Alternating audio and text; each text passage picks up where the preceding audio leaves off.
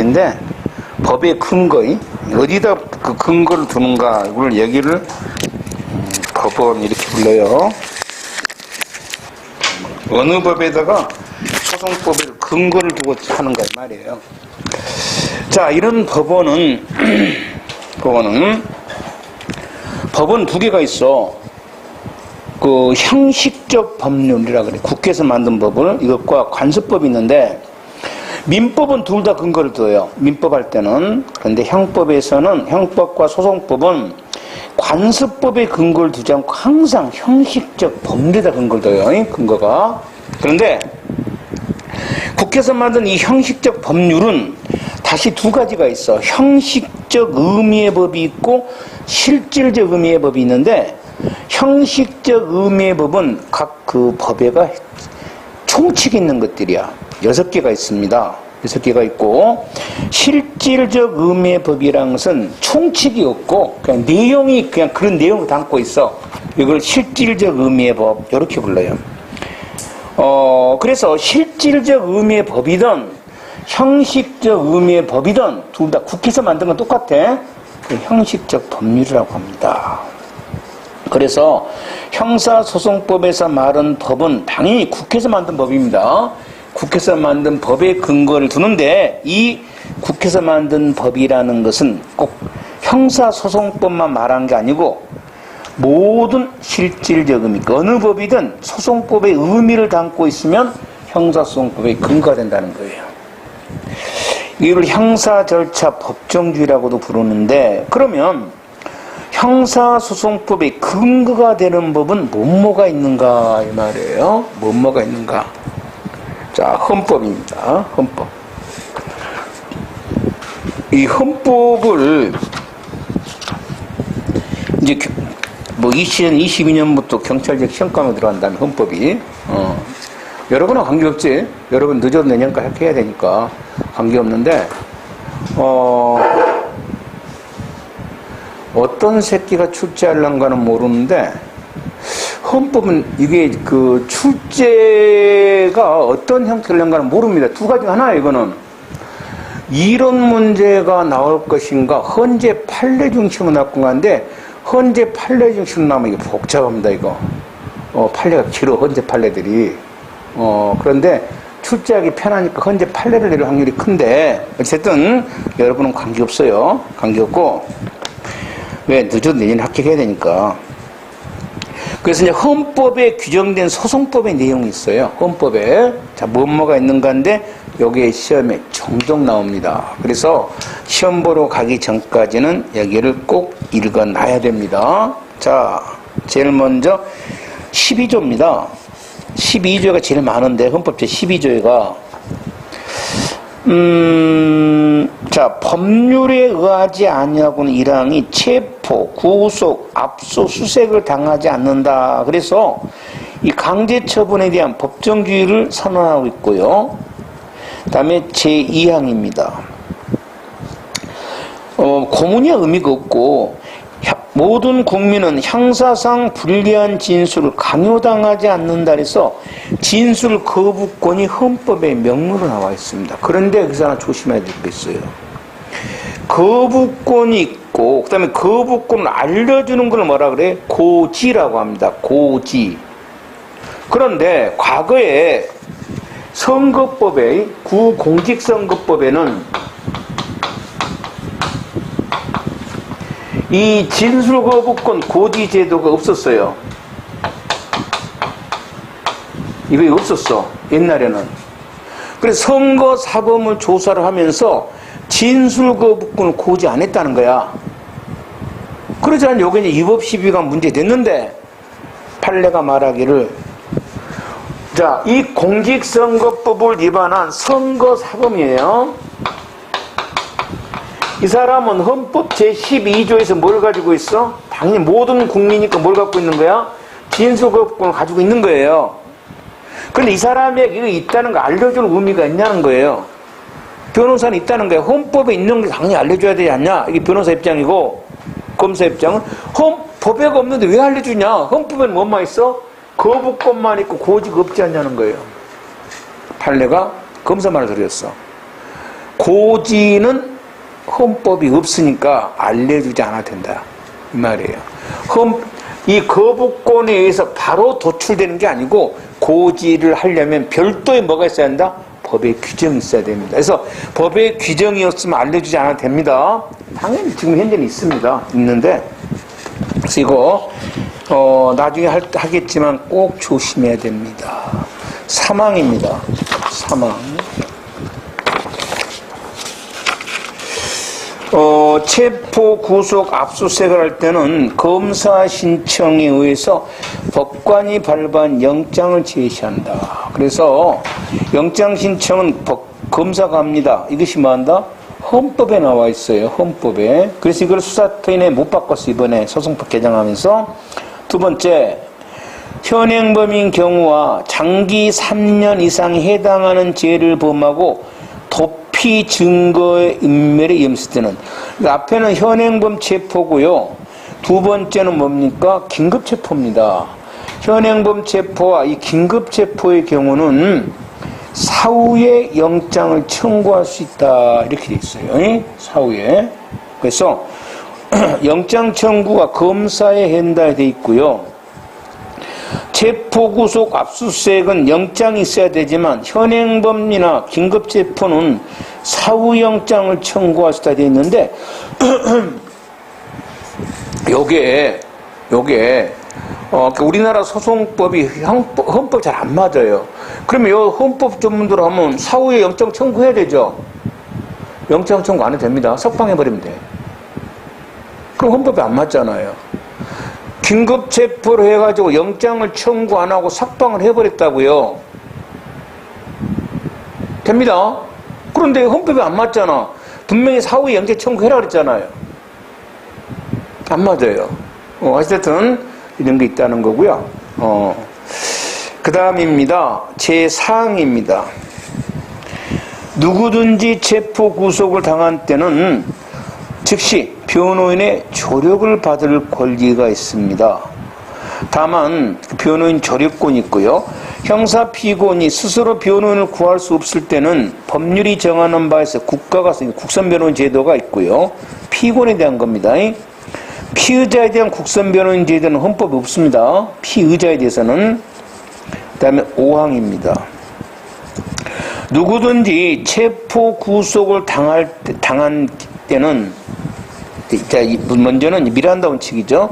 체포 구속을 당할 때는 그 이유와 변호인 조력권을 고지받을 권리가 있고, 그 다음에 두 번째, 구속을 당한 자의 가족 등에게 통지를 해야 될 의무가 헌법에도 나와 있고, 6항, 체포 구속을 당한 때는 적부심사를 청구할 때도 나와 있고, 7항, 자백 폐지 법칙, 자백이 고문 폭행 등을 했을 때는 증거로 사용할 수 없고, 그 다음에 자백이 피고인에게 불리한 유일한 증거일 때는 유죄 증거로 삼을 수 없죠. 이걸 자백 보관 법칙이라고 합니다. 이것이 헌법에 나와 있고, 그래서 거의 12조가 많이 나왔어요. 그 다음 13조.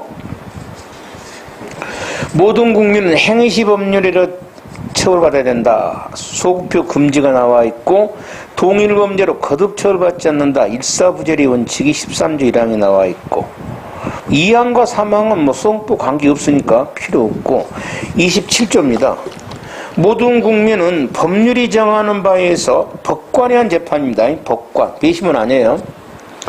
그 다음에 2항은 원래 군인이 아니면 군사법원을 받지 않습니다. 그런데 예외적으로, 그 내용은 암기할 필요 없어요.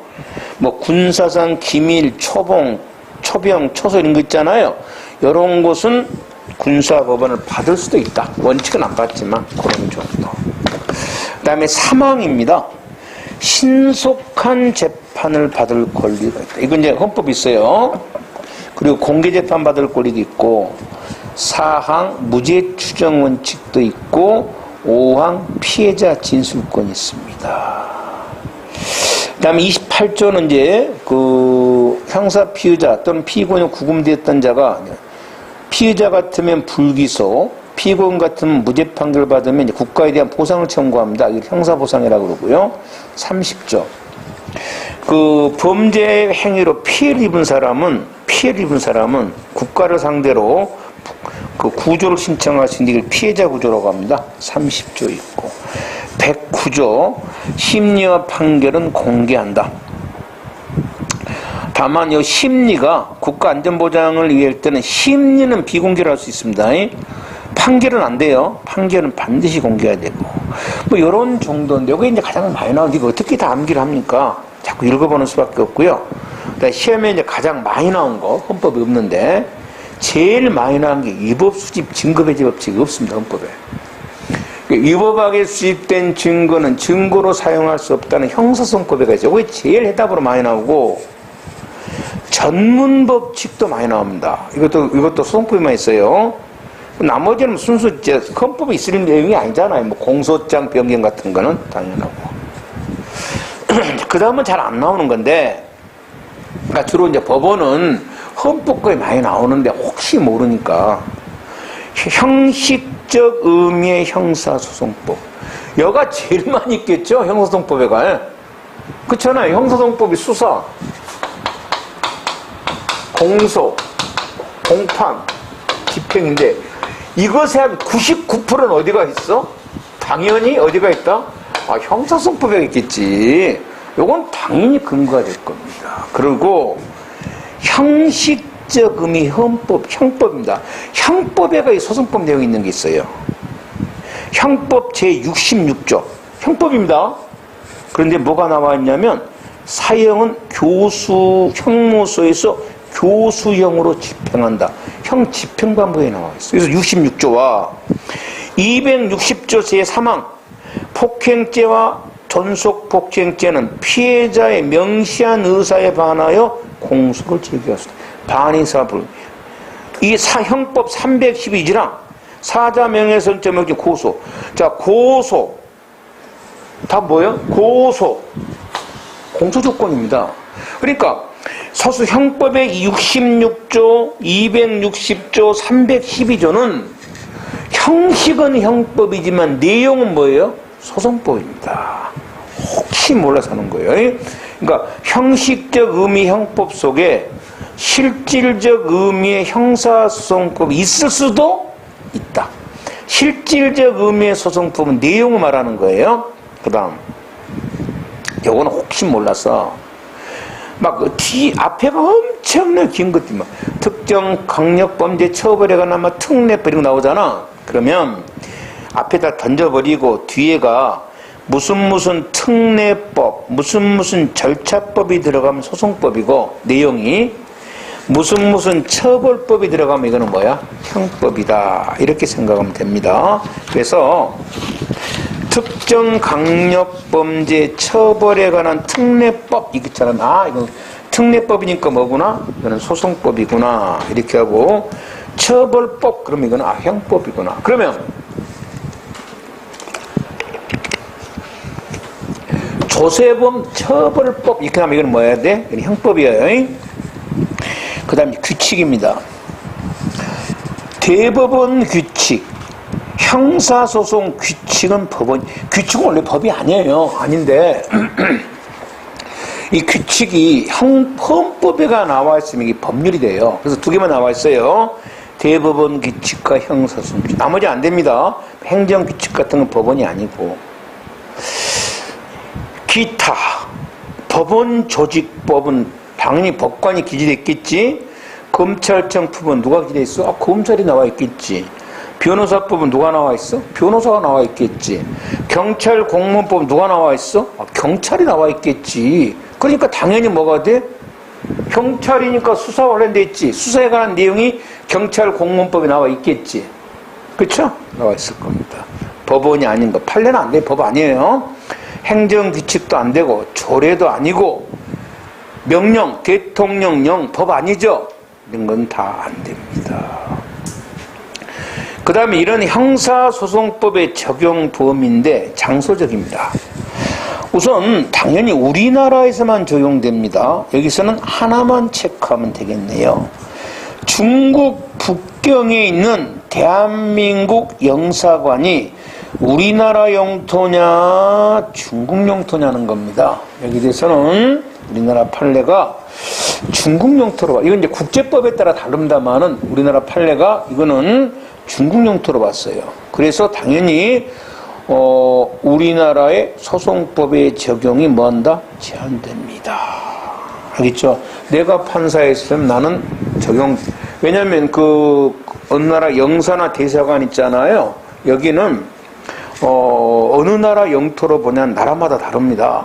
그래서 우리는 판사 애들이 또라이 새끼들이 많잖아. 그래서 이거는 중국 영토로 봤어요.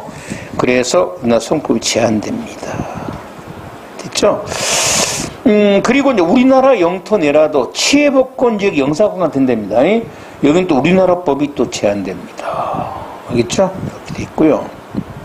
인적 적용법입니다. 대한민국 국민이면 국내에서든 외국에서든 우리나라 사람은 무조건 우리나라 소송법에 적용을 받습니다. 이걸 속인주의라고 합니다. 그래서 미국에서 범죄를 범한 대한민국 국민이라도 우리나라 소송법에 적용을 받죠. 처벌됩니다. 치해법권적 미문화원도 외국인입니다.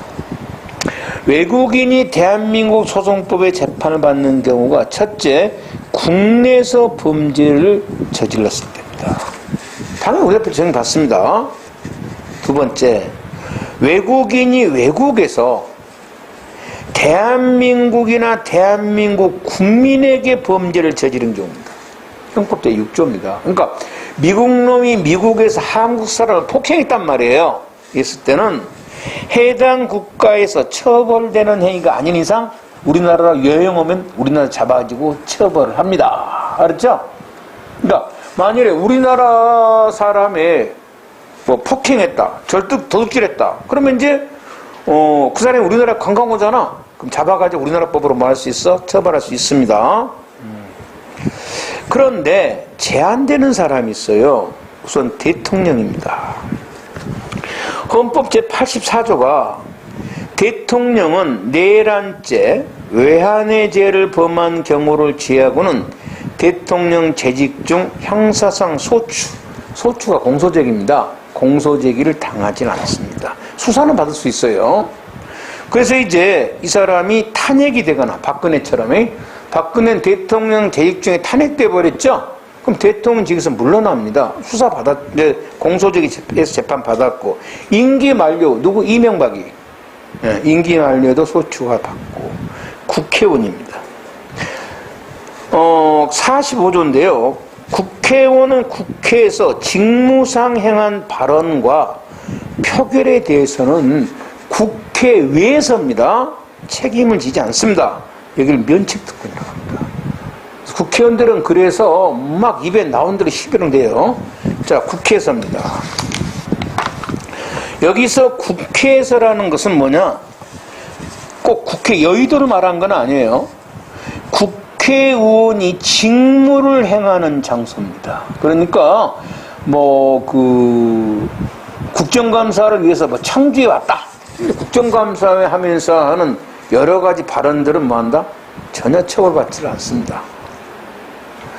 그러면 여기서 이제 법에서는 발언과 표결이라고 되어 있는데 발언과 표결입니다. 그러면 발언 표결을 하기 위해서 질의나 질문도 할 수 있죠. 질의 질문. 이것도 뭡니까? 면책특권에 포함이 됩니다. 그러니까 발언 속에 포함이 된다는 거예요. 발언에 이렇게 자기가 원고 써서 말하는 거잖아. 그것뿐만 아니라 뭐 하는 거? 질의 질문. 문제는 발언 직전에 기자들에게 이제 자기가 써 원고 있잖아. 원고를 배포하는 게 과연 면책특권에 포함되는 거예요. 이거는 어차피 자기가 발언할 내용이지 국회 내에서 지금 발언할 내용인데 이걸 국회 현장에서 기자들에게 주는 것은 어차피 발언이나 원고나 내용 똑같은 거지 않냐는 거야. 그래서 이거는 면책특권에 포함이 됩니다. 그런데 이게 유명한 노회찬 사건인데 옛날 검사들이 삼성한테 이제 뇌물 먹고 떡값을 매달 받았다는 거야. 매달 받았는데 매달 받았잖아. 받았는데 검사들은 안 받았다 하는 거고 그걸 준 사람이 누구였어? 삼성의 당시 2인자였던 이학수란 사람이 누구를 줬냐면 홍석현이라는 중앙일보 회장을 준 거야. 근데 그게 녹음이 돼버린 거야, 그게. 예? 지금도 몰라, 누가 녹음했는가. 그래서 홍석현이라는 사람이 아마 억울할 거야. 이제 그 사람이 노무현 때, 이제 삼성 가잖아. 홍석현이가 중앙일보, 이건희 씨 차남되고. 다 해봤는 돈 많잖아, 그지? 네, 돈 많잖아. 뭐만 없어? 아이씨, 한번 명예를 한번 쌓고 싶다는 거야. 그래서 이제, 대한민국 대통령은 못하고, 그거 한번 해보려고, 유엔 사무총장. 근데 이 사람이 다 좋은데 뭐가 없어? 양력이 없어. 그래서 이제 노무현이가 이 사람을 주미대사로 보내니까, 정치 경력을 쌓는 거야. 미 대사라고 이제 아마 미 대사가 끝나면 이제 뭐야? 유엔 사무총장. 어차피 유엔 사무총장 누가 임명해? 미국이 결론은. 그랬는데 이 사건이 터져버린 거야. 그래서 할 수 없이 이제 국내로 왔어. 대사직 그만뒀지. 근데 어차피 사무총장 우리나라 몫이야. 그래서 이제 부랴부랴 하나 찾았어요. 우리나라 포기할 적 없잖아? 그래서 된 게 누구야? 반기문이야, 반기문. 인생이란 참. 그냥 앉아서 주워 먹고 앉아서 그냥. 유엔 사무총장. 그래서 이제 노회찬이라는 사람이 당시 국회의원 명단도 나왔단 말이야, 녹음 파일에. 그래서 이제 이거를 이제 기자들에서 이러이러한 검사들이 거명된다. 근데 다음날 신문에 한 줄도 안 나와버린 거야. 성질나지. 그래서 자신의 집에 와서 홈페이지에다가 그 검사들의 명단을 올린 거야. 근데 검사들이 당연히 이제 뭐 한다? 명예훼손죄로, 노회찬 의원은 고발했고, 노회찬 의원은 이건 면책특권이지 않냐? 근데 안 된다는 거야. 왜? 아까 기자들에게 원고를 준 건 현장에서 준 거지. 그래서 발언과의 밀접한 시간적 관계가 있지만, 집에 와서 인터넷 홈페이지에 올린 것은 국회의 발언과 너무 시간이 떨어졌지. 그래서 안 된다. 그래서 이 양반이 이제 뭐 한다? 국회직이 박탈됐어. 그래서 이제 보궐선거를 해야 될 거 아니야. 그래서 이 양반이 이랬거든. 자기는 난 잘못한 거 없다. 내가 뭘 잘못했냐. 그래서 국민한테 물어보자. 국민들한테 내가 잘했냐 못했냐 물어보자. 그래서 이제 보궐선거에 누가 나왔냐면 자기 부인이 나온 거야. 노회찬 씨 부인이 나온 거라고. 물어보자 그러면. 그래서 이제 노회찬 씨 부인이 이제 될 뻔했다고. 그런데 당시에 인기 최탑을 달리던 누가 나왔냐면 안철수가 나온 거야. 전 국민이 욕을 한 거야. 거기를 나가면 어쩌자는 거야 도대체. 안철수가 다른 데 가야지. 그때 이제 부산에 김무성이라는 애가 나왔거든. 근데 그럼 안철수 거긴 김무성이잖아. 이제 부산이잖아. 거기서 나와야지. 아 싫어. 째비가 안 되지. 노회찬 의원이 부인이 사퇴를 했지. 안철수한테 째비가 안 되죠. 당시 인기 뭐 대통령 막 될 정도 왔는데. 그때부터 안철수가 욕을 하기 시작했어. 아 새끼 추접선 새끼 말이야. 어쨌든 그거야. 잘 나옵니다. 그다음에 국회의회에서 책임을 안 진다는 거예요. 형사 책임이나 민사 책임 지지 않는다는 것이지. 국회 내에서는 집니다. 징계 책임도 주고 뭣도 돼? 제명도 됩니다. 제명 다 됩니다. 그래서 이 국회에서 그 예전에 유승만 의원이라는 사람이 있었는데 전두환이 때입니다. 전두환이 때는 통일이란 말 쓰면 안 됩니다. 통일이란 말 쓰면 뭐가 돼? 요거는 빨갱이 되는 거예요. 통일이란 말 쓰면 안 돼요. 그런 말 못 씁니다. 통일이란 말을. 알았죠? 노래도 못 부른다. 통일. 우리에서 온 통일 부르는 잡아가 경찰들이. 못 불러. 우리에서 온 통일이란 말. 그런데 이 국회의원이 이제 맨 처음에서 대한민국에서 제일 중요한 국시는 뭐다? 통일이다! 이랬어요. 면책특권 있죠. 그런데 국회 내에서 뭐 해버린 거야? 제명시켜버렸습니다. 예? 제명당했습니다. 자, 그 다음. 니을입니다. 이런 면책특권의 사항을 검사가 수사를 해서는 안 되는데 수사를 해서 공소를 제기하면 어떻게 할 거냐는 겁니다. 이걸 조심해야 돼. 법원이 이때는 사건 심리를 할 필요도 없습니다. 심리가 증거조사입니다. 증거조사 할 필요도 없이 뭐 해버린다? 공소 기각 판결입니다. 그래서 요거 조심해야 돼. 심리를 하고가 아니라 심리 없이입니다. 공소기각 판결입니다. 그 다음에 불체포 특권입니다. 국회의원은 현행범이 아니면 국회 회기 중에는 국회 동의 없이 뭐 할 수 없다? 체포 또는 구금할 수가 없습니다. 그리고 회기 전이 아니면 체포 구금할 수 있어요. 국회 동의 없었더라도. 그래서 예전에 그 국회의원 선거 막 끝나잖아. 그럼 저기 예전에 그 사람 누구지? 저기 충청도 논산에 조그만 사람 논산의 아들 국회의원 8번 9번 했을걸? 조그만 사람 있어요. 이재명의 뭐 있잖아. 이 누구? 근데 그 사람이 이제 선거 위반했어. 응?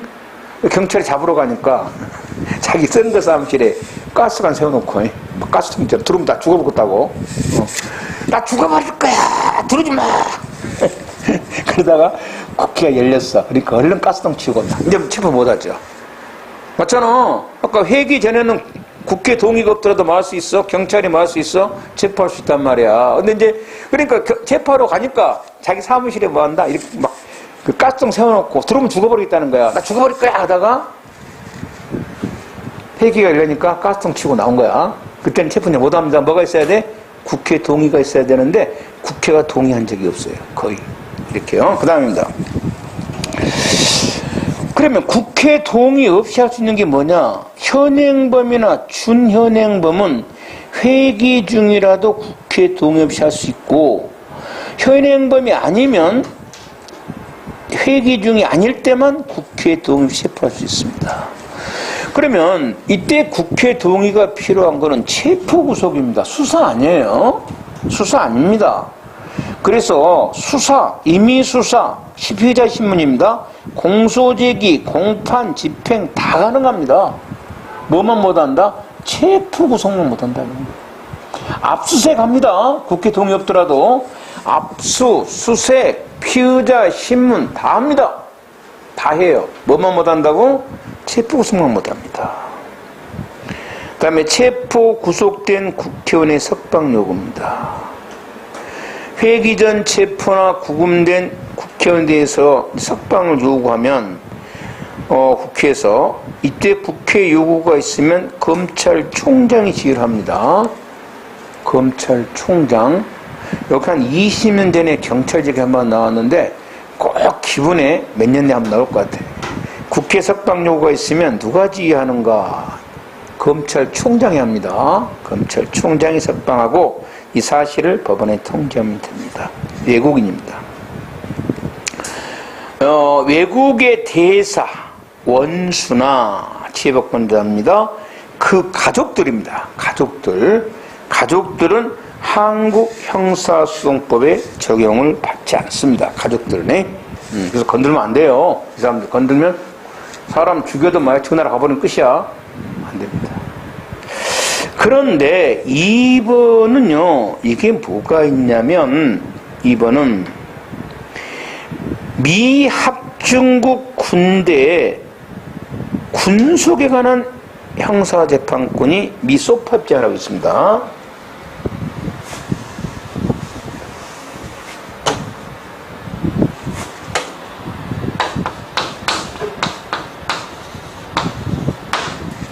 미합중국의 군대의 군인에 관한 법률이 있고 군속에 관한 것. 이거는 시험에 안 나옵니다. 군인에 대한 거는. 그러니까 미합중국 그 군인에 관한 형사재판권에 관련 조항은 이건 시험에 안 나와요. 그냥 상식적으로 한다 그러면 얘가 공무상 한 행위는 우리나라 성부 제대로 안 받습니다. 공무상. 그러니까 옛날에 그 탱크 지나가다 우리나라 여학생들 받아버렸죠. 죽어버렸잖아. 우리나라 재판권 없습니다. 왜? 탱크가 가는 곳은 뭐야? 저것들 뭐야? 공무상이잖아. 그런데 공무상이 아니면 우리나라 재판권이 있으니까 외출 나왔다 할지 예방 나왔다 할지. 그런데 이 경우도 미국에서 요청을 하면 우리가 그 재판권을 포기할 수 있습니다. 미국 애들 거기다 요청하겠죠. 그래서 어딘가는 뭐 한다? 포기합니다. 요거 시험에 나온 거 아니고 군속인데, 군속은 민간인이에요. 증가입니다. 알았죠? 그래서 요거 시험에 나오는데, 군속은요, 역시 원칙적으로 우리나라에 재판권 없습니다. 재판권이 없어요. 군속은 또. 근데 예외가 있어요. 대한민국에 통상 거주하는 군속이에요. 통상 거주하는 군속은 재판권이 있어요. 요거 좀 이해를 해야 됩니다. 왜? 여기 문제가 내용이 길어가지고 어떤 사람은 통으로 낼 때가 있고 어떤 사람은 만다 줄여서 낼 때인데, 그래서 대한민국에 통상 거주하는 군속은 우리나라에 재판권이 있습니다. 통상 거주. 그러면 이제 통상 거주가 보통이란 건데 판례가 하나 있어요. 누구냐 이 말이에요. 미국 시민으로서 군속인데 우리 사람 아닙니다. 한국에 10년 넘게 있으면서 한국인 아내와 결혼하여 가정을 마련하고 있습니다. 맞죠? 어느 사람이 미국 시민인데 군속입니다. 군속. 우리나라에 10년 이상 살면서 우리나라 여자와 결혼해 산다면 얘는 통상 거주하는 군속이라는 겁니다. 그래서 미 형사 합중국에 관한 이 미 합중국 군속에 관한 재판권을 적용받는 게 아니고 어느 나라 재판을 받는 거야? 우리나라에게 재판권이 있다는 겁니다. 이 법에 적용을 받는 게 아니고, 이 소파 협정에 적용받는 게 아니고, 이 소파 협정을 합니다. 여기에 적용받는 게 아니고, 통상 거주하는 대한민국 미 합중국 군속은 우리나라의 형사성분. 그래서 이게 옛날에 꽤 많이 나왔어요. 저건 이해를 해야 됩니다. 그러니까 군속들 뭐야? 우리나라 재판권 없고 미 합중국 군속에 관한 재판권에 의해서 거기 미국의 재판권 받구나. 그런데 통상 거주하는 사람은 뭐다? 우리나라 재판권 있어. 미 합중국 군속에 관한 재판권 안 받아. 이렇게. 자, 그 다음에 시간적 적용권입니다.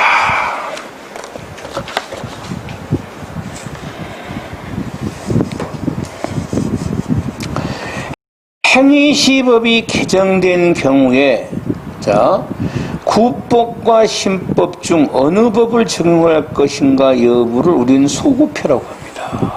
소구표인데, 형법은 소구표 금지 원칙이라는 게 있습니다. 금지 원칙. 원칙이란 말은 다른 말로 하면 일반적이고 보편적이라는 걸 원칙이라는 거예요. 원칙. 일반적이고 보편적이다. 그걸 원칙이라고 그래요. 원칙. 그래서 형법에는 이게 있어요. 재형법정규에서. 그래서 형법은 별 말이 없으면 어느 시법을 적용하냐면 행위시법을 적용합니다. 아무런 말이 없어도. 그런데 형사소송법은 그러니까 소구표 금지 원칙은 형법에만 쓰는 말이에요. 형법에만. 소송법에는 쓰는 게 아니에요. 그러니까 소송법에는 그러면 소구표를 인정할 거냐 안 할 거냐, 이거는 뭐가 결정한다? 그 법의 부칙에서 결정합니다. 일반 원칙이 없어요. 없습니다. 그래서 만일에 예전에 뭐냐면 살인죄 공소시효를 없애면서 살인죄 그 부칙 2조에다 뭐라 해놨냐면 253조 2가 뭐냐면 253조 2가 뭐냐면 사형에 해당되는 범죄는 공소시효가 없다. 이게 이제 공소시효 폐지인데, 이 규정은 이 법 시행 전 범죄로 아직 공소시효가 완성되지 아니한 범죄에 대해서 적용한다. 그래서 이제 여기 2015년 7월 31일이 이제 그날부터 사람을 죽여서 사형에 해당되는 범죄가 공소시효가 없는 게 아니고 소구표가 있다. 15년. 그러니까 1로 올라가니까 15년이니까 얼마가 되지? 이 법이 8월 1일부터 효과가 있었거든?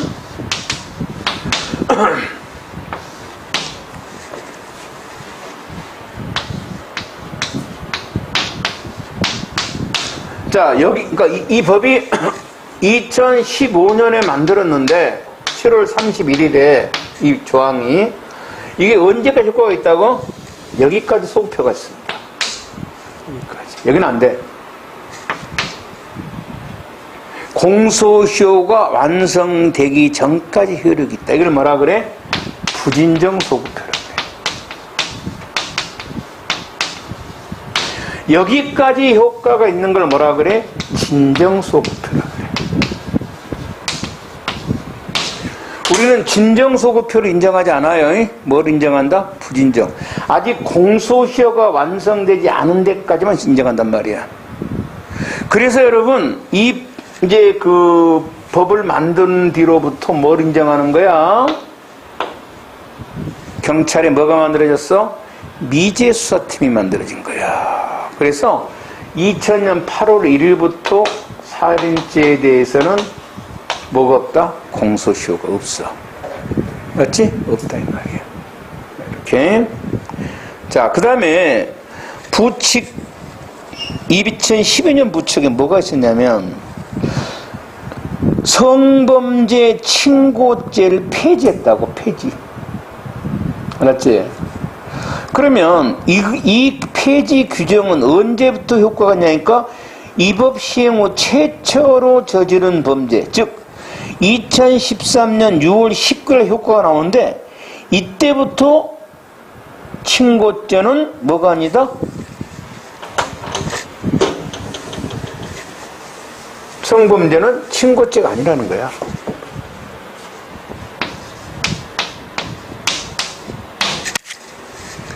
요 19일이지.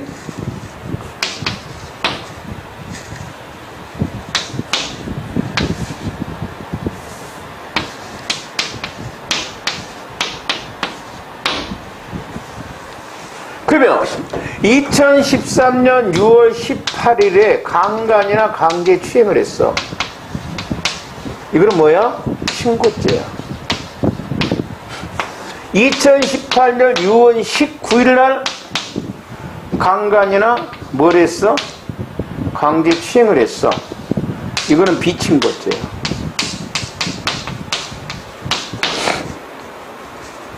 알았지? 비친고죄라고. 이건 소급표가 없어. 그러면 친고죄는 범인을 안 나올 때가 몇 개월이야? 6개월 이내 고소를 해야 돼. 이거는 고소기간이 없어, 비친고죄는. 그래서 2020년에 지금 현재 9월 2일 날 강간죄 고소가 있었어. 제가 옛날에 강간당했습니다. 언제? 그랬더니 2013년에요.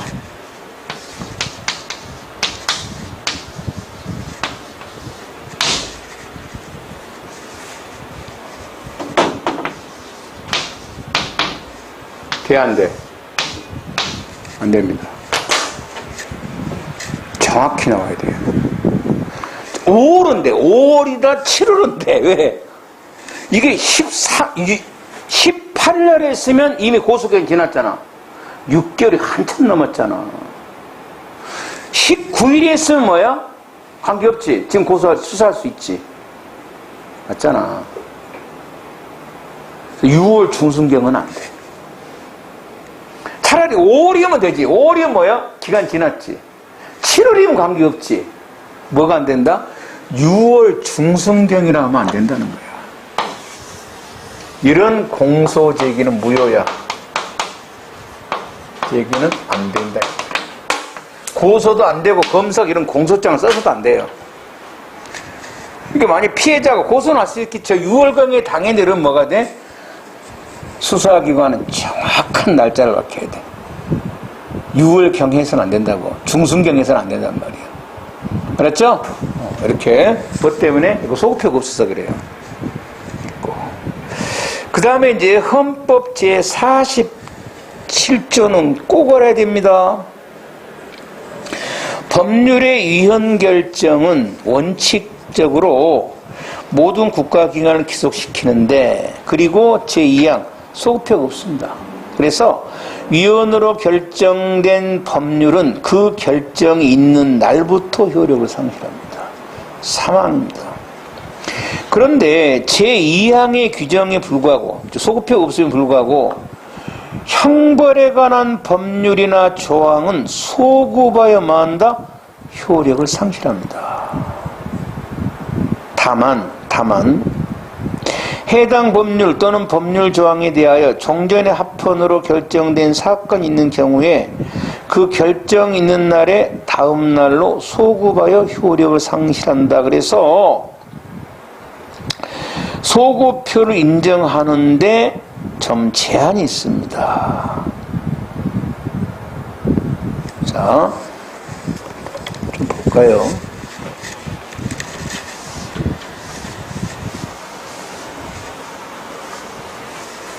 내가 정확한 날짜를 모르겠는데 이거 언제더라?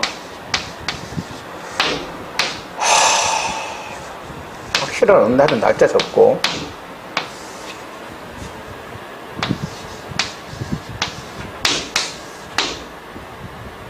6월이 31일까지 했나? 1, 2, 3, 4, 5, 6 30일까지구나.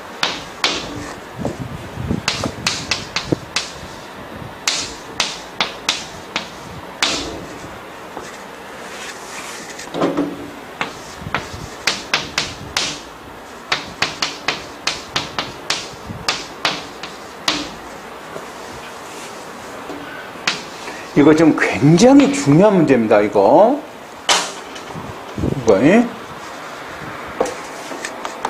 굉장히 지금 일반 시험에 좀 까다로운 시험에서 나오기 시작하는데 경찰직이 아직 안 나왔어요.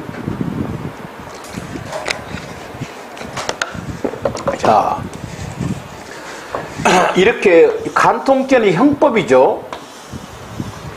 여기 위헌 결정을 받으면 소급에서 무효가 되는데 어디까지 무효가 되냐 그랬더니 당연히 이제 그 법을 만들어서 법 만들 때까지는 당연하고 만일에 그 범죄 합헌 결정이 있었다면 6월 30일 날 다음 날까지 뭐가 된다? 소급에서 뭐가 돼? 무효가 됩니다. 그러면 여기는 유효합니다. 이거 꼭 알아두세요. 그러면 이제 만일에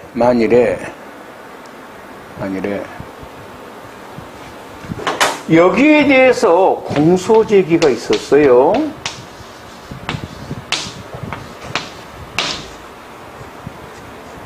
그럼 뭘 해야 돼? 법이 무효잖아. 그래서 무죄 판결이에요.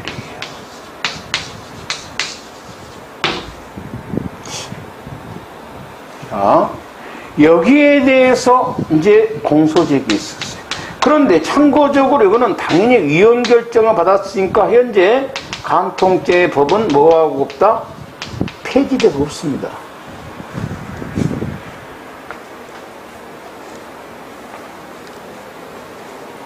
폐지되고 없어요. 이럴 때는 여기다 뭘 해야 돼? 무죄 아니에요. 면수 판결입니다.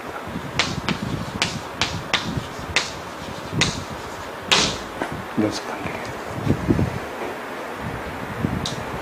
됐죠? 또 하나 있어요.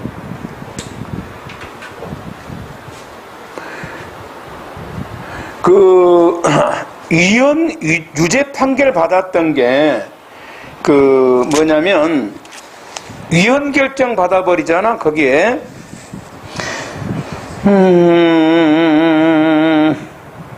거기 47조 이렇게 사항 보이죠? 사항 사망 형벌에 관한 법률이 위헌 결정이 되면은 그에 근거한 유죄 확정 판결은 뭘 청구할 수 있다? 재심청. 이거 재심 청구할 수 있어요.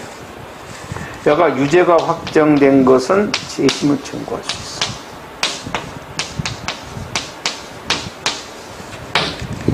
여기가 유죄가 확정된 것들 있죠. 그 범죄를 범했다는 확정이 이건 재심 청구 못합니다. 왜? 이건 안 돼요. 소급표가 없어요. 그래서 이 두 개의 정리를 잘해야 될 겁니다. 그러니까 위헌 결정을 받으면 소급표가 있다 의미가 이런 의미예요. 언제까지 있는 거야?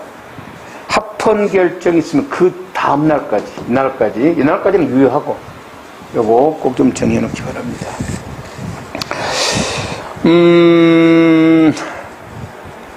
그래서 기억. 이러한 위헌 결정의 소급표를 인정함으로 인하여 불합리한 결과가 발생돼서 사법 정의를 해치는 경우랄지라도 이건 제한 못합니다. 이 위헌 결정의 소급표를 제한하려면 반드시 입법, 법을 만들어야 됩니다. 해석으로는 못합니다. 위헌 결정을 받은 형법이 현재 심리 중에 있으면 무죄 판결하고요. 그다음입니다. 그러면 이 헌법에서 위헌 결정을 해버리면 그날부로 이게 법이 무효가 돼버리기 때문에 혹시 뭐 공백이 있을 수가 있어요. 그래서 헌법 불합치 결정을 할 때가 있습니다. 그러면 불합치 결정을 하면서 한 개정 시한을 정합니다. 항상 언제까지 법을 뭐 해라? 개정해라. 그래서 개정 시한까지 법을 안 정하잖아요. 그때는 이제 법이 없는 거게 됩니다. 무죄 판결합니다. 그리고 위헌으로 결정된 헌법만, 형벌만 됩니다. 소송법은 안 돼요. 소송법이 위헌 결정 받으면 재심 청구 못 합니다. 뭐만 할 수 있어? 형벌만. 이것도 과거에 종종 나왔어. 형벌만. 그랬을 때는 뭐 한다? 할 수 있는데, 단, 요게 무효가 돼야 돼. 그래서 요거 이전 건 안 됩니다. 이것도 체크해 놓고. 그래서 이제 그 헌법에 명시적으로 규정됐냐 안 됐냐는 지금 내가 설명할 문제가 아니고, 여러분 집에 가서 이제 그 1번과 2번은 읽어보고, 그 다음에 3번 적절한 건데 아까 우리 대충 봤지만은 영장 신청은 헌법에 있지만 수사지휘권 헌법에 없어요. 그 검사의 사법학연 수사지휘권은 이거 소송법에 과거에 있었어. 그래서 이번에 법을 개정한 거잖아. 그 다음에 실질적 의미의 형사소송법이란 뭐야? 내용이 소송법인 거지. 명칭 아니죠. 명칭이 소송법인 것은 뭐라 부르더라? 형식적 의미라고 했어요. 형식적 의미. 내용은 아니고, 대법원 규칙과 형사소송 규칙은 법원이 될 수 있죠. 하지만 검찰 사건의 사무 규칙은 안 되죠. 규칙이 법원이 될 수 있는 건 두 개밖에 없어. 대법원 규칙과 뭐하고 형사소송 규칙이에요. 나머지는 안 됩니다. 그 다음입니다. 자, 옳지 않는 건데, 국회의원 면책특권에 공소제기가 있으면 뭘 한다? 심리하지 않고 공소기각 판결합니다. 그 다음에 나중에 관할할 때 하겠지만, 일반 국민이 여러 개의 범죄를 범했는데 하나는 군사범죄고 하나는 일반 범죄입니다. 그래서 군사범죄가 군사재판권을 가지고 있으면 그건 어디서 재판해? 군사법원서. 나머지 것들은 어디서? 민간법원서. 이렇게 하면 되고요. 3번입니다. 근데 형법 문제인데, 우리나라 법인의 대표이사가 외국에서입니다. 외국인인데, 외국에서 우리나라 그 법인의 돈을 횡령을 했습니다. 이것은 제6조인 외국에서 외국인이 뭐한다? 범죄를 했는데, 우리나라의 그 국민이나 국가에 해를 끼쳤죠? 그래서 우리나라 횡법으로 처벌할 수 있습니다. 횡령죄로 재판권이 있다. 중국 북경시는 뭡니까? 중국 영토죠? 중국 영토입니다. 그래서 우리나라에 재판권이 있다 없다? 없습니다. 없습니다. 4번에. 그 다음입니다. 이제 형사소송법의 이념인데, 원래 소송이라는 것이 뭐냐면 절차법입니다. 소송은 절차법으로서 소송은 소송이라는 것은 어떤 절차를 통해 진실을 추구하는 거예요. 이게 소송법의 원래 내용입니다. 소송이라는 것은 일정한 절차를 통해서 진실을 추구하는 거예요. 진실을 찾는 겁니다. 이게. 그러면 이 소송법은 크게 두 개가 있어요. 민사소송이라는 게 있고 형사소송이라는 게 있습니다. 이 두 개를 주축으로 해서 대한민국의 모든 절차는 소송을 움직입니다. 헌법소송도 그렇고요. 행정소송도 그렇고 요거 주축이 되는 거예요. 뭐 모든 소송이 다 그렇습니까? 요 두 개를 모르면요 소송을 못 해요. 그러니까 저 행정법 하는 애들 있잖아요. 그 행정소송 배우는데 요 두 개가 기본을 모르면은 걔네들이 이해 못 합니다. 무조건 냅다 암기해야 돼요.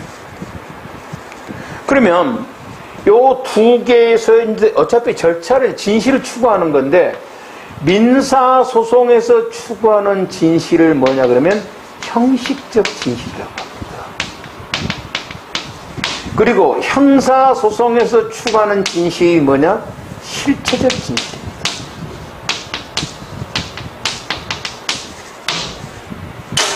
그렇죠?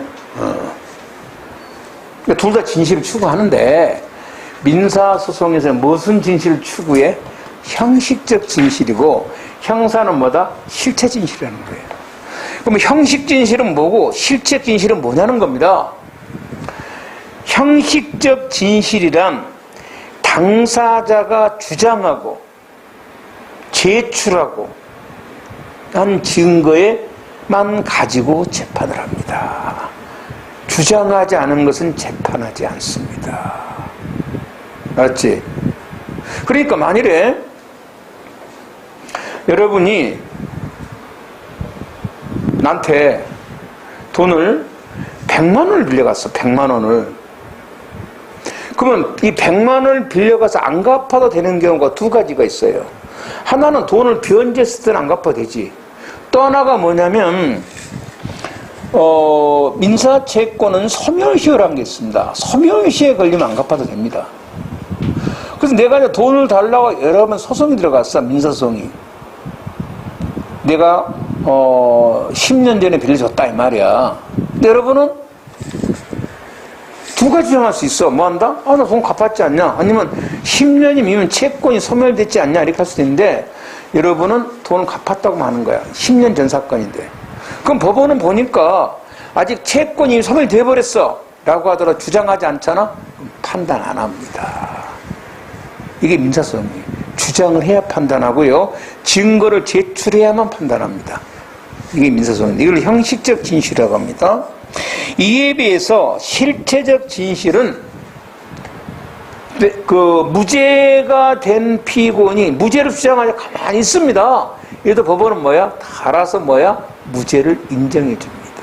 그러니까 요 형식적 진실에서는 뭐가 인정이 안 되냐면 진술 거부권이라는 게 없습니다. 진술을 거부해버리면 뭐 한 거로 보냐면 자백항고로 가버립니다. 그런데 실체적 진실에서는 진술 거부를 할 수 있어요. 말하지 않는다고 해도 법원은 뭐 한다? 자백항고로 봐서는 안 됩니다. 진실을 뭘 해야 돼? 추구를 해야 됩니다. 알았지? 추구를 해야 됩니다. 그래서 또 하나, 이 실체적, 형식적 진술은 자백해버리면 뭐 한다? 나타난 사실이 자백이 있잖아. 그럼 자백한 대로 재판해줘야 됩니다. 근데 실체적 진실은 자백하더라도 자백한 대로 재판하지 않고 진짜 진실을 추구하는 거예요. 이러한 실체적 진실은 다시 두 개로 나눠집니다. 적극적이 있고 소극적이 있는데 적극이란 뭐냐? 유죄자 필벌. 죄 있는 사람은 꼭 처벌하자. 요거고 소극적 진실은 무죄자 불벌. 죄 없는 사람은 절대로 처벌해서는 안 된다는 겁니다. 그러니까 적극은 꼭 처벌하자는 거고 소극은 처벌하지 않는다는 건데 두 개가 아무래도 뭐가 돼? 충돌이 일어날 수가 크다는 거야. 이때는 어떻게 하냐? 당연히 조화를 해야 되겠죠. 하지만 그래도 조화도 안 된다. 이때는 우리나라에서는 뭐가 더 우선하냐면 소극적 실체적 진실이 더 우선합니다. 범위를 놓치는 아니더라도 왜 그런가? 이 말이에요. 왜 그런가? 왜 우리는 소극적 실체적 진실이 더 우선한가 이 말이에요. 우선한가? 왜냐하면 우리나라 헌법에서 아까 무죄 추정 원칙이죠. 그러니까 유죄를 증명하지 못하면 뭐가 된다고? 우리는 무죄가 됩니다. 달리 말하면 증명이랑서 의심을 없애줘야 되는 거야. 의심이 있어. 유죄에 의심이 있어. 그러면 무죄 추정 원칙 때문에 무슨 재판해야 돼? 무죄 판결해야 됩니다. 유죄가 의심이 되면. 유죄에 대해서 법관이 의심이 없어야 돼. 의심이 생기면 무죄 판결해야 돼. 왜? 무죄 추정 원칙이니까.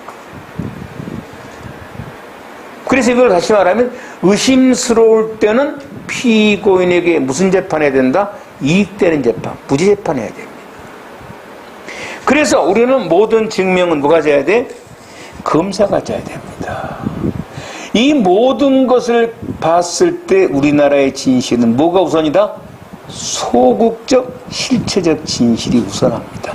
물론 적극도 필요해요. 그런데 뭐가 더 우선하다? 두 개가 충돌이 되면 소극적 진실이 더 우선하다 이 말이야. 우선합니다. 그 다음에 제도적 표현입니다. 제도적. 자, 그러면 이제 이러한 실체적 진실을 추구하기 위해서 어떤 그 제도를 가지고 있는가? 그러면 간단합니다. 당연히 이런 진실을 무엇으로 여기든 뭐로 추구해야 돼? 당연히 증거로 해야 됩니다. 법관의 감으로 하면 안 되겠죠.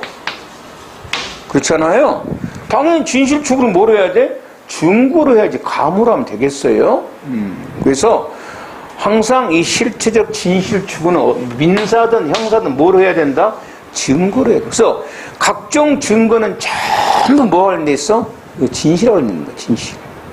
두 번째, 상소, 재심 다 재판 한 번씩 더 하는 것들이죠. 뭐 때문에? 진실 추구 때문에 그런 거예요. 어느 소송이 됐든. 그래서 증거, 상소, 재시 이런 건 뭐 실제 진실 관련돼 있는데 다만 이제 전문 법칙과 실체적 진실이 약간 헷갈릴 때가 있어.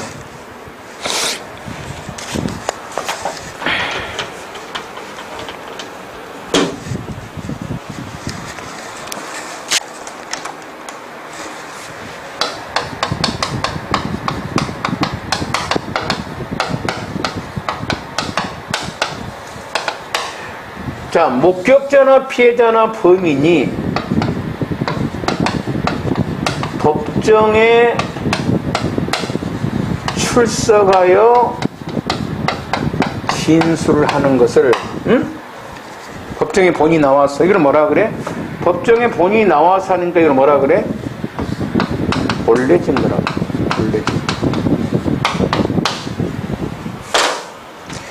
본인이 직접 뭐해서 내왕 내와라 출석해서 한다. 그래서 본래진 거야. 이게 본래진 거라 그래. 그러면 본인이 안 나온 거야. 본인이 직접 출석해야 되는데 본인이 안 나오고 다른 사람이 온다 할지.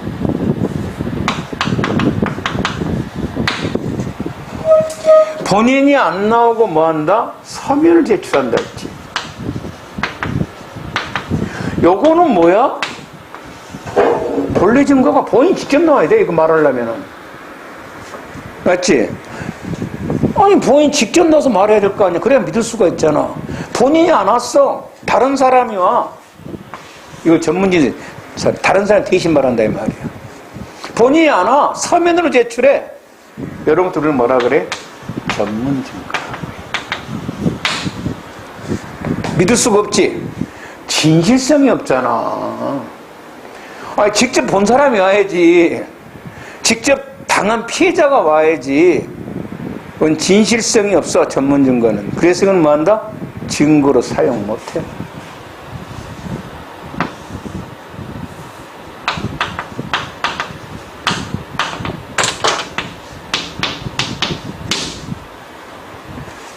전문 증거는 유죄 증거로 사용 못해.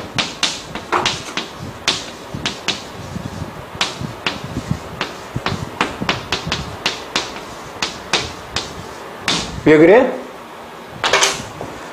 믿을 수가 없으니까. 이거는 뭐가 관련돼 있을까? 소극적 진실과 전문 법칙은. 이거를 만일에 증거로 사용해버린다면 죄 없는 사람이 많이 들어갈 거야. 그렇잖아요? 만일에 10살짜리가 성추행을 당했는데 그 엄마가 와서 대신 말한 것은 뭐야? 전문 진술이지. 본인 직접 안 했잖아. 근데 그 엄마 말만 듣고 유죄 판결 때려버린다면 그 사람은 억울할 수도 있지. 성추행한 사람은. 변명할 기회를 안 줬잖아. 변명할 기회를. 그 사람 이뻐서 머리 한번 쓰다 준 거야. 꼬망이야, 내가 네 머리 한번 쓰다 준 것이잖아. 이렇게 반박할 기회를 안 준 거야. 죄 없는 사람이 들어갈 수 있어. 그래서 증거로 사용할 수 없다가 뭐야? 전문 뭐다? 법칙이야. 그런데 예외가 있어. 만일에 반드시 본인이 나와야 된다. 반드시. 그러면 본인 4살짜리야. 3살짜리하고. 아니 3살짜리가 어떻게 나와서 말을 하냐. 할 수 없이 누가 나와야 돼? 엄마가 대신 나올 수밖에 없잖아. 그래서 이 예외는 뭐야? 요거는 그러니까 전문 법칙은 죄 없는 사람을 처벌 안 하게 하면 뭐야? 소극적 실체적 진실과 관련돼 있다면 이거는 유죄 증거로 사용한다는 거야. 이거는 범인을 잡기 위한 거야. 이거는 뭐다? 적극적 실체적 진실과 관련돼 있다. 전문 법칙은 소극적 실체적 진실과 관련돼 있다면 전문 법칙 예외는 적극적 실체적 진실과 관련돼 있어요. 이렇게. 그리고 위법 수집 증거는 원칙적으로 증거로 사용 못합니다. 이걸 배제 법칙이라고 그래요. 역시 뭐가 관련돼 있을까? 소극적 실체적 진실하고. 그런데 위법하게 수집된 증거라도요, 증거로 사용할 수 있는 게 4개가 있는데 나중에 암기를 해야 될 겁니다. 그래서 비록 위법하지만은 증거로 사용할 수 있다는 것은 뭐 때문에 그래? 범인을 잡으려고. 이거 뭐가 안 돼 있어? 적극적하고. 그 다음에 실체적 진실주의 한계야. 이렇게 아무리 진실을 추구하고 싶지만은 한계가 있어요. 어떤 한계가 있는가? 사실상 한계. 사실상 아무리 범인을 잡으려고 해도 못 잡는 경우도 있죠. 그렇잖아. 또 아무리 죄 없는 사람을 처벌 안 하려고 하지만 죄 없는 사람이 많다? 처벌 받는 경우도 있어. 인간이 재판하기 때문에. 이건 무슨 한계?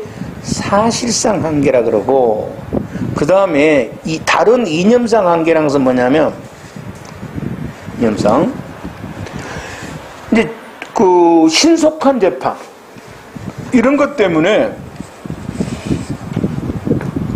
공소시효가 완성돼 버리면 진실 추구 못 하잖아. 다른 이념으로 초소송 또는 특별법으로 제한인데 우리나라에서 그 법으로 어떤 사실 진실을 추구 못하게 막아놓은 것도 있습니다. 이를테면은 외교에 관한 거랄지 또는 대통령 기록물 같은 것은 그 일정 기간 한 몇십 년 동안에 열람을 못해요. 그래서 그건 알 수가 없어요. 법에서 금지하고 있기 때문에 이런 것도 있다. 그 다음에 소송 구조와 실체적 진실은 구조는 할 거예요. 이건 원래 직권주의에서 출발했지만 당사자주의에서도 인정될 수 있다라고 하는 건데 그건 뭐 좀 이따 보도록 하고, 적법 절차입니다.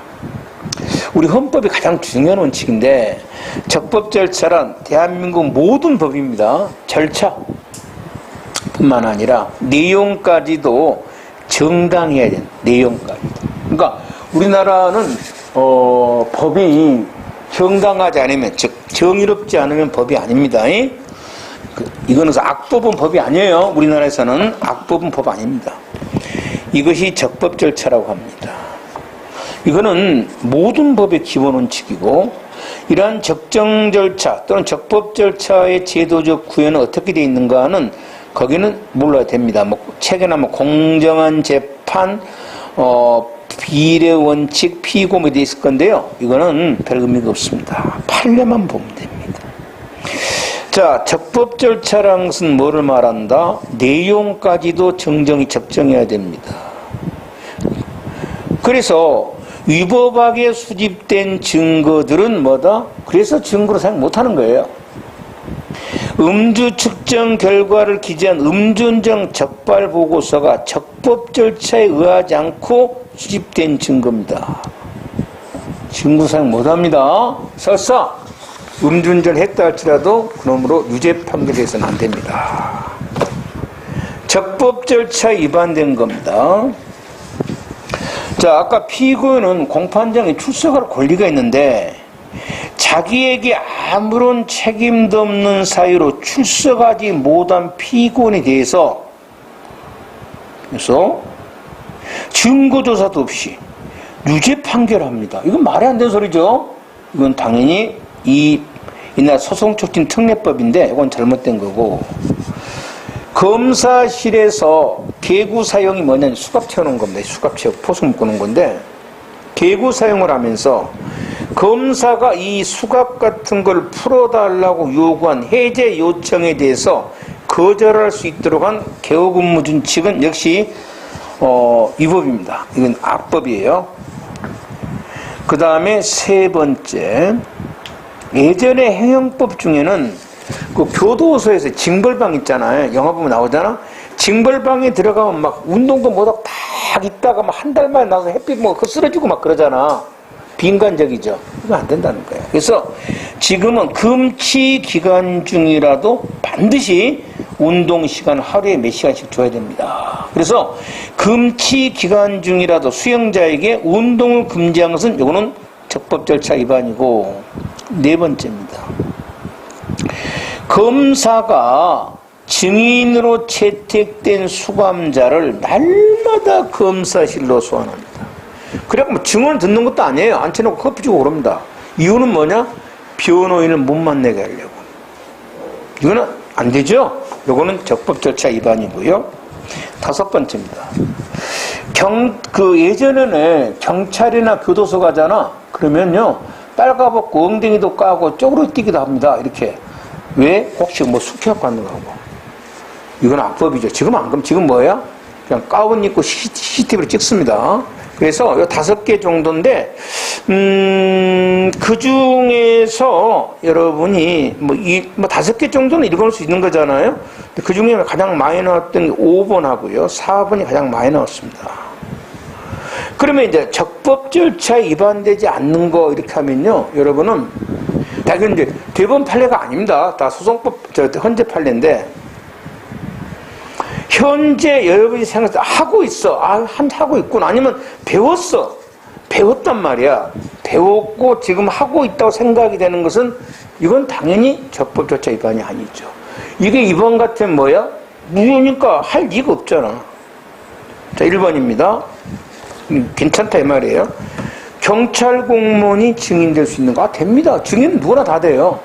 그래서 경찰 공무원을 증인을 인정한다고 해서 잘못된 건 아니고, 그 다음에 공정거래법 위반하면 위반한 사람에게 과징금이라는 걸 때립니다. 과징금. 과징금은 형벌 아닙니다. 재산 형벌은 벌금, 과료, 몰수, 요게 형벌이에요.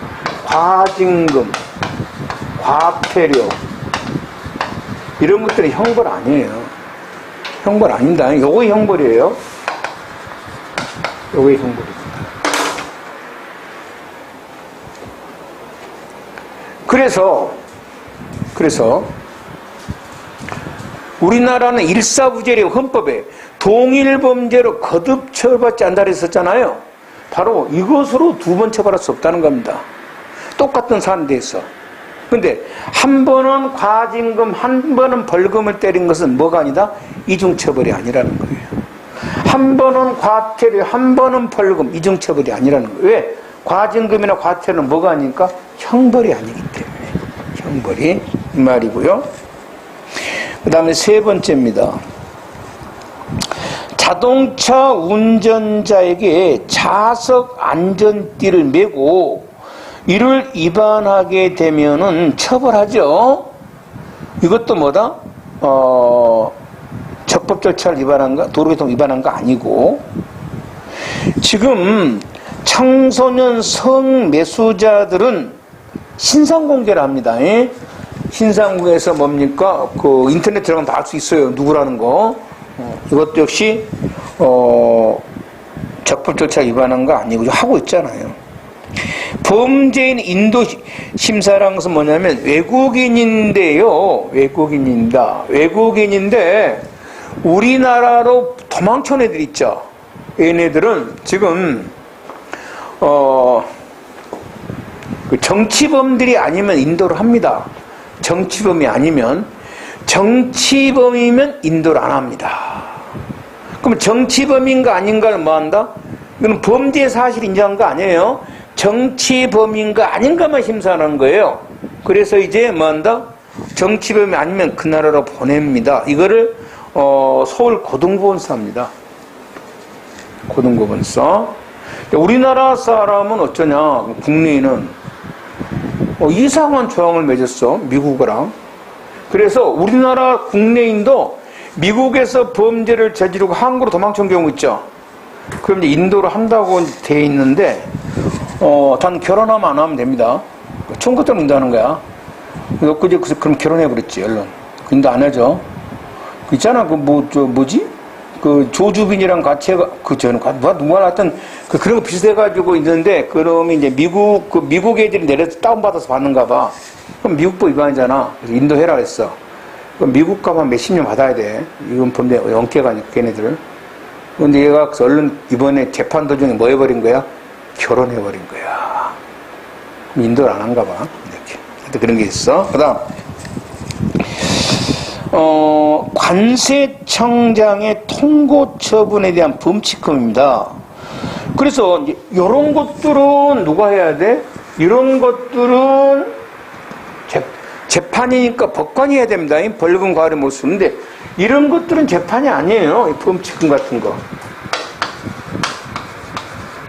이거는 그 해당 관서장이 할 수 있어요. 그래서 통고 처분에 대한 범칙금 이거 안 내도 됩니다. 그래서 관세청장의 통고 처분은 이제 외국서 들어오다가 이제 뭡니까?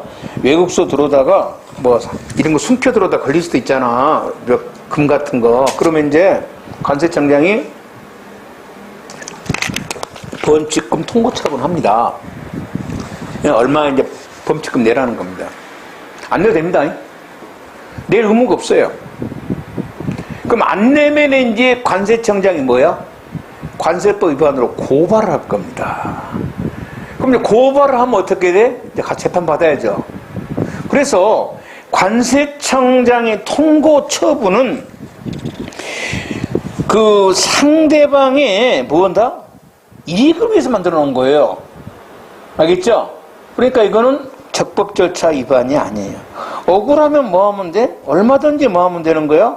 안 내면 돼요. 승복 안 하면 됩니다. 그러면 이제 그 관세청장에 고발해서 하면 될 거고, 공시송달이라는 게 있어요. 공시송달은 이제 피고인이 어딘지 모르면 법원 게시판에 적어 놓습니다. 가져가세요. 그런데 이건 어쩔 수 없는 거죠. 그리고 8번째. 그 수사기관이 그 범인을 잡을 때 당연히 포승이나 수갑 채우죠? 당연히 이건 무죄추정 원칙 위반되는 거 아닙니다. 아니, 그러니까 아까 무죄추정이 뭐예요? 유죄가 확정될 때까지 무죄인데 체포될 때는 유죄가 확정 안 됐죠? 왜 수갑 채우냐는 거야. 아, 이거는 유죄 무죄를 떠나서 뭐 하기 위해서 재판에 뭐 한다? 수사의 절차 진행을 위해서 할 수 있다는 겁니다. 9번째입니다. 현재 대한민국의 모든 지문은 누가 보관하냐면 경찰청에서 합니다. 과거는 안 그랬어요. 기분 나쁘죠? 경찰청이 뭐야? 범죄 잡는 데인데 괜찮다는 겁니다. 적법조차 위반하는 거 아닙니다. 됐죠? 이런 거고요. 그 다음에 신속한 재판입니다. 재판을 신속하게 해야 된다라는 취지인데 왜 빨리 해야 되냐? 두 가지 이유가 있습니다. 우선 피고인의 이익을 위해서 사익. 재판 질질 피워도 싫죠? 두 번째 공익. 실체적 진실이나 범죄 예방이나 소송 경계에서 신속한 재판은 사익과 공익 두 개를 위해서 빨리 하게 해요. 그러면 이러한 신속한 재판을 위해서 소송법에는 무슨 제도를 가지고 있는가? 기소편의주의입니다. 기소편의. 이거 하나만 알고 있으면 돼. 물론 이제 더 알면 뭐 나중에 배울 공판 준비적 뭐 집중 자기 신속한 재판인데요. 뭐 간이 공판 절차를 읽어보면 되고, 제적 기피는 공정한 재판입니다. 공정한 재판이고, 아까 자유심증과 전문 법칙은 증거죠. 이거는 뭐야? 실체 진실입니다. 그러면 어느 시점에 재판은 어느 정도야만 신속한 재판을 침해한 것이냐에 대한 규정은 없습니다. 그리고 만일에 침해했으면 어떻게 구제할 것인가도 법에가 없습니다. 없어요. 다만 형사소송법 249조 제2항에서 검사가 공소를 제기했는데 25년 동안 재판을 하지 않으면 공소시효가 완성된 것으로 봐서 면소 판결한다는 조항이 있긴 있습니다. 그러면 25년이 돼야만 신속한 재판을 침해한 거야. 그건 너무하죠? 그래서 오늘 신속한 재판에 대한 직접 규정으로 볼 수는 없어요. 그냥 간접 규정을 봅니다. 그럼 직접 규정이 없어요. 헌법에는 신속하게 재판하라고 했는데, 그러면 만일에 우리나라 판례가 현재까지 신속한 재판을 인정한 판례는 없습니다. 그러니까 여러분 무조건 어떤 사례가 나와서 이게 신속한 재판을 침해한 것이다가 무조건 아니라고 하세요. 판례는 꽤 많습니다. 근데 무조건 아니야. 이걸 인정한 판례는 없다는 겁니다. 인정한 판례는 없어요. 됐죠?